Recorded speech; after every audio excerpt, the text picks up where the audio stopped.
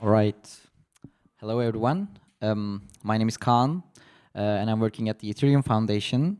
And today I will be talking about Sourcify, a project where we verify contracts and which our aim is to enable more human-friendly contract interactions. So, just a normal day in Web3. I guess you guys have all experienced this. Like, what is this? What am I doing? Like, am I doing the right thing? Am I signing the right transaction? Basically, what I'm doing is, this. Just like saying them to shut up and take my money because you have no idea what's going on. So a typical Web3 interaction today is still like 5 years, 6 years ahead. Still, it's a YOLO signing signature, as we want to call it. Like YOLO signing, like you just sign and hope for the best. You have no idea what's going on.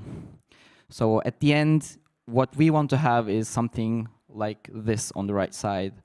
Instead of non-human readable hex strings or bytes, to have more meaningful messages for the user. And what can you do to achieve this? This is not an easy problem. This has like several layers. If we break it down, there are things you can do as a smart contract developer, and there are things you can do as a wallet developer. So let's dive in. What can you do as a smart contract developer? First, you can use Natspec documentation. If you are familiar with Natspec, it is a part of the Solidity specification, and it's a rich documentation for functions, return variables, and more. It is called Ethereum Natural Language Specification Format. If you are familiar with JS doc, it is similar to, syntactically, really similar to that. So let's go with an example. I think it's more illustrative. So you have the function documentation over the function declaration. So you have the developer documentation. For instance, this function swap owner. This explains the developers what it does. The notice field, which is the user documentation, the important part for your users. And you have descriptions of the parameters. And the nice thing Natspec also provides is you can dynamically fill the parameters. So if you have a documentation like this, replaces the owner, old owner in the safe with new owner, then you can take these and you can actually show something like this, fill in the addresses dynamically. Even better, you can actually maybe even show users some ENS addresses. So this is even already a step forward in this. Okay, but you have the user doc, dev doc. Where is it? Like, how do you find it? Where you can get the user documentation? It is in the Solidity contract metadata. Does anyone know what contract metadata is? Okay, couple people. Good. That's good, because the problem is it was introduced in 2016 in 047, but it was not really picked up by the community. It is a JSON file generated by the Solidity compiler, which has, metadata. But let's see what it has. It has the ABI, user documentation, dev documentation, compilation information, and source file information. If we group this, the first two is concerned with how to interact with the contract, and the second two is about how to reproduce a contract compilation. So the file looks like this. You have the output settings, sources, and you can find the user doc and dev doc in these fields.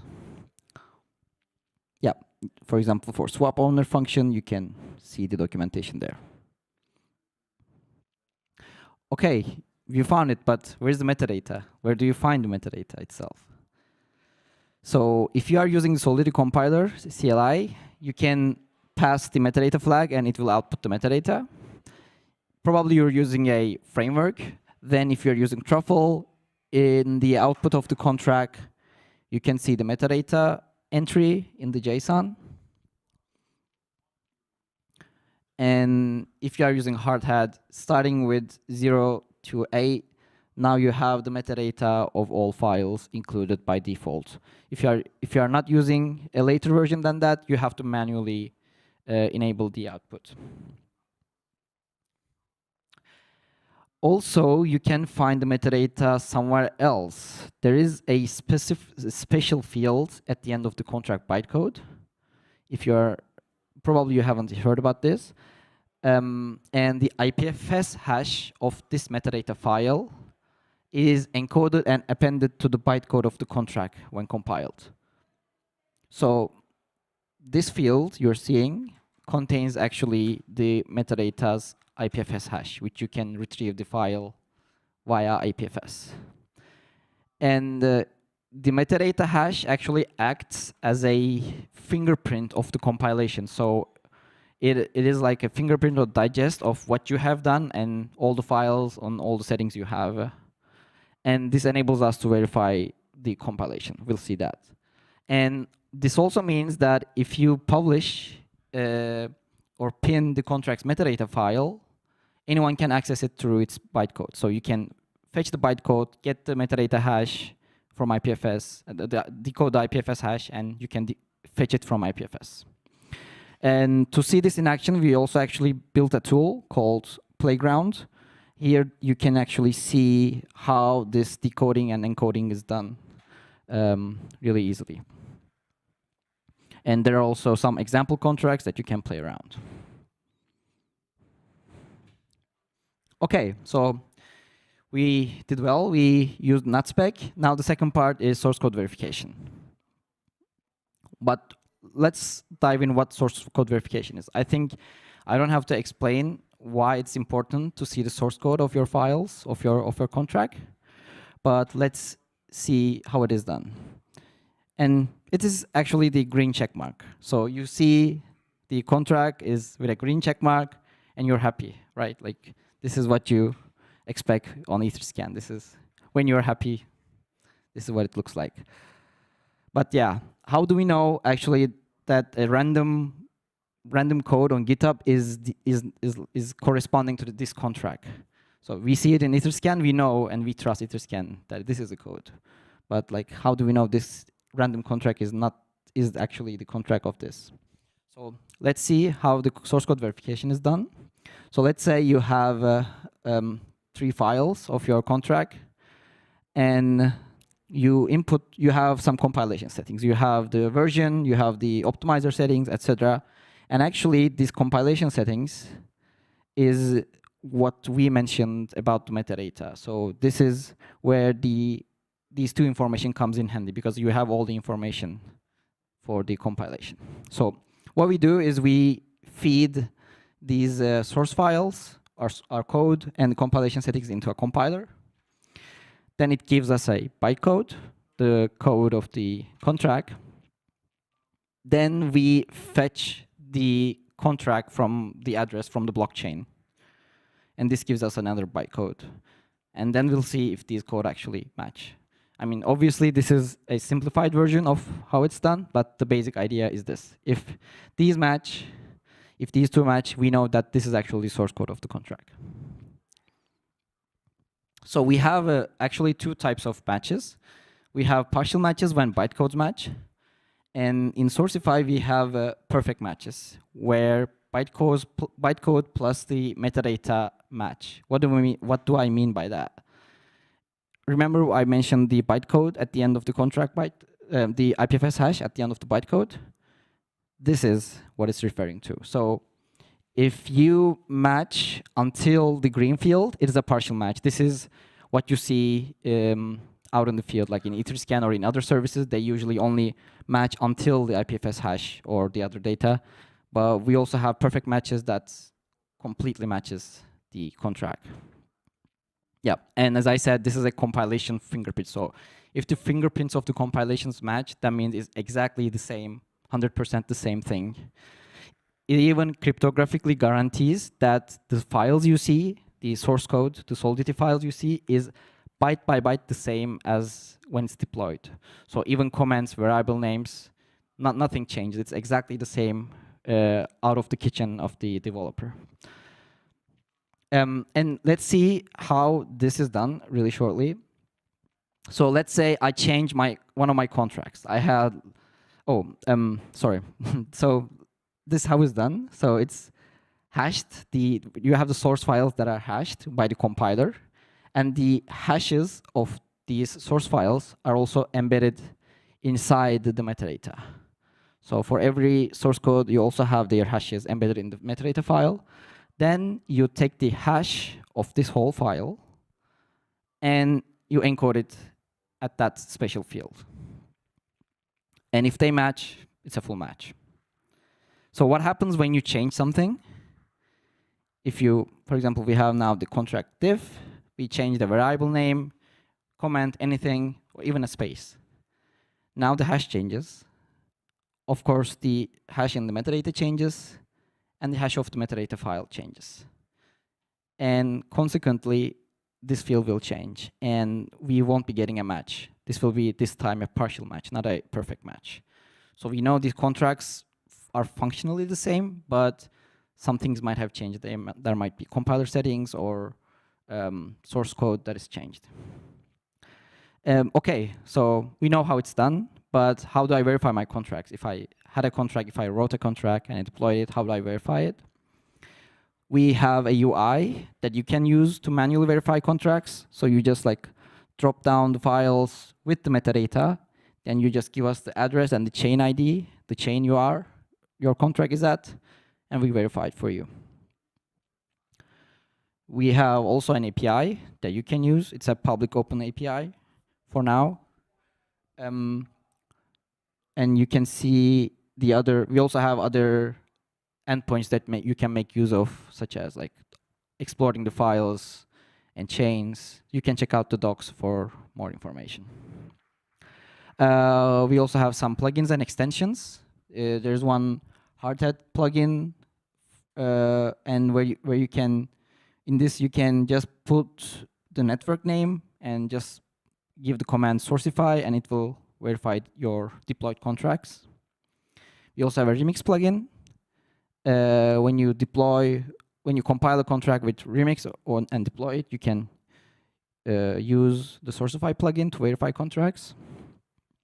And we also have automatic verification, what we call as the monitor. So what it does is listens to the blockchains. Currently, we listen to Ethereum mainnet and testnets only, and we catch the contract creations. Then it tries to fetch the metadata from the IPFS hash I mentioned, and it tries to automatically compile and verify the contracts. So that means, actually, you don't even have to go and verify your contract. You can just publish your metadata and source files on IPFS, and we will verify for you. As long as you publicly publish your metadata plus source files, we verify it for you. Just for now, only the Ethereum mainnet and testnets. Also, you have to have these files published around the time when you deploy the contract. So like we have a kind of a buffer log for 5 or 10 minutes.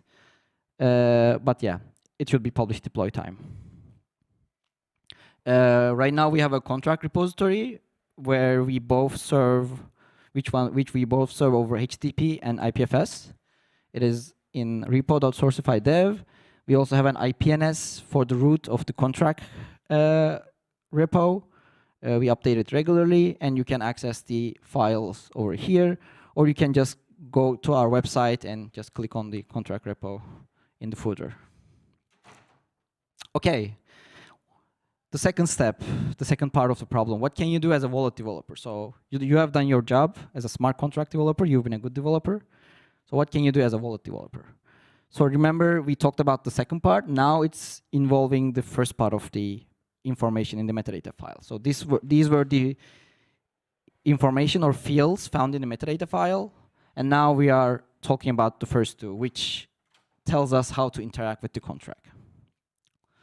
As a wallet developer, what you can do is to show the users the user doc and also decode the ABI of the contract on contract interactions.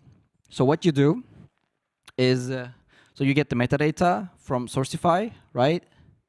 Actually, no, because you can get it through the contract bytecode already. And the contract metadata is already at the end of the contract bytecode. So you can fetch the bytecode directly. and decode the IPFS hash and fetch the metadata file yourself. This also gives you the nice properties of content addressing, so you exactly know the file you received is actually the file itself because it is addressed by its own hash. Finally, you can decode the ABI, the parameters of the function in a human-readable way, and also populate the Natspec comments for the function. And you can even maybe later let the users see VF source and source file on IPFS hashes, so because they're already published. And at the end of the day, hopefully, instead of a thing on the left, you have a more human-friendly transaction on the right side.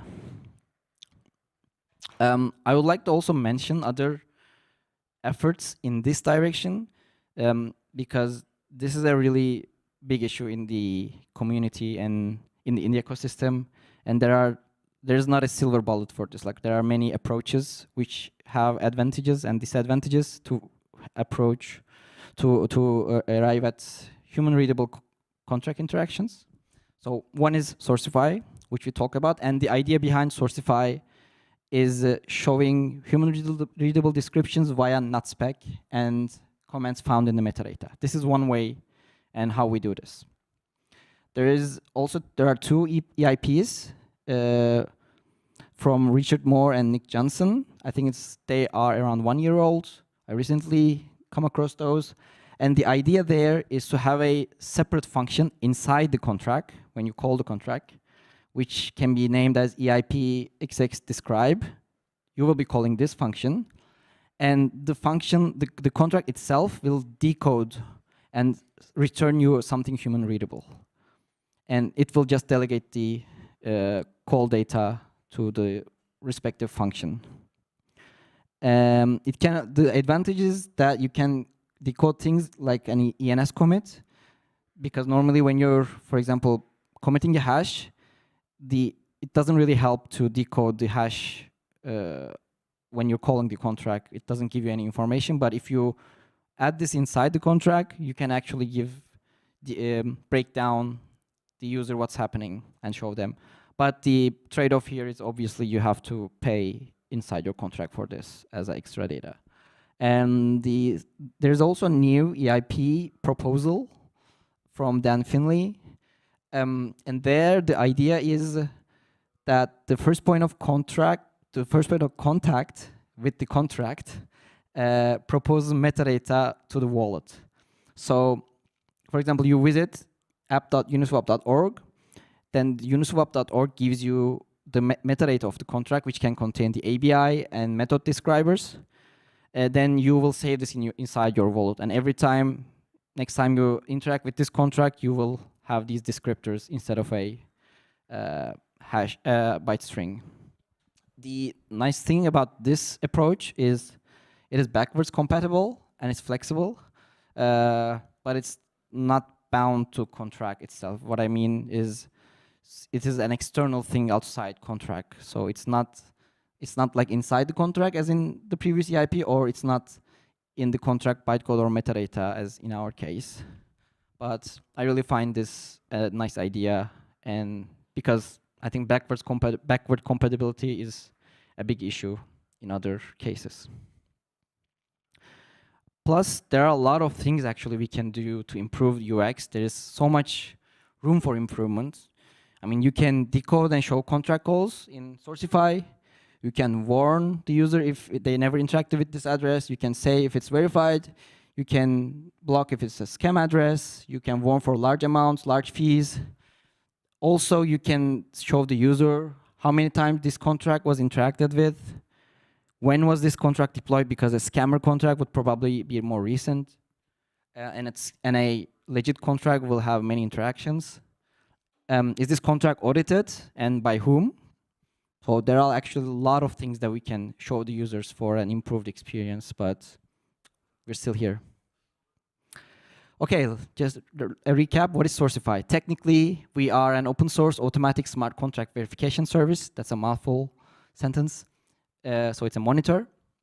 We have a user interface, a UI, and an API, and toolings to verify contracts. And we also have a public decentralized content addressed storage of verified contracts on IPFS. And generally, it's a base layer and public good for other tools to build on top of. And also an initiative to foster the use of Solidity contract metadata, Natspec, and full verification or perfect verification. And it's an ongoing effort to improve smart contracts UX, safety, and transparency.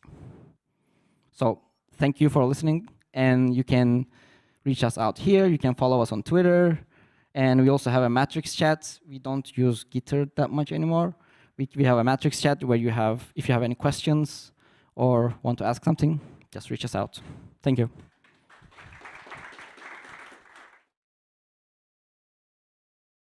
Are there any questions?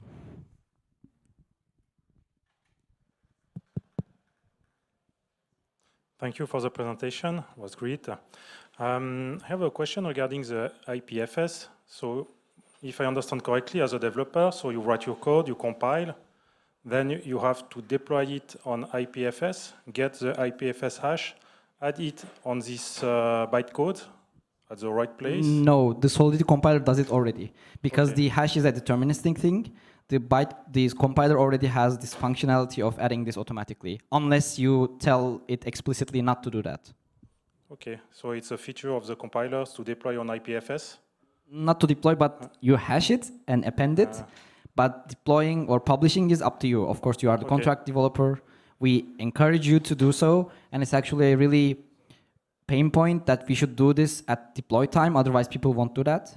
But it's up to the contract developer to do that or not. Okay, thank you. Any other questions?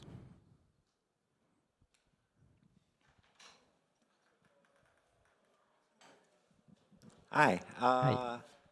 I was wondering about legally binding smart contracts. So you want to make sure you have a message in the metadata that you want to appear on the wallet, so the person approving the transaction knows that this is something legal that they're doing. What do you mean by legality? That it could be enforced in law, in a court. So it's like bridging. So it's a sort of it's a kind of extension of not YOLO signing. Yeah. So I was thinking that you could do something like a custom Natspec of law, something like that. I was going to say that. I think Natspec is extendable, so I think it's actually a really good idea. I've never thought about this. And the Natspec then can be extendable to @legal, for example. Then wallets will be required to show this, for example. And yeah. But then on the other side, I guess it's a UI problem on the wallets to show something. Exactly. Like the problem here is the data is already here. We have a lot of verified contracts. I mean, we have a long way to go, but we already have lots of contracts that are verified and some of them documented, but wallets are not showing it at the moment. So it's up to the wallets that to implement this approach of improved UI. As I've shown, there are other ways to do that as well. So this is like up to the wallets, and I think there's a lot of coordination needed here amongst the wallets. Thanks. Anyone else? Your last question? Last question? Okay. Thanks, everyone. Thank you very much.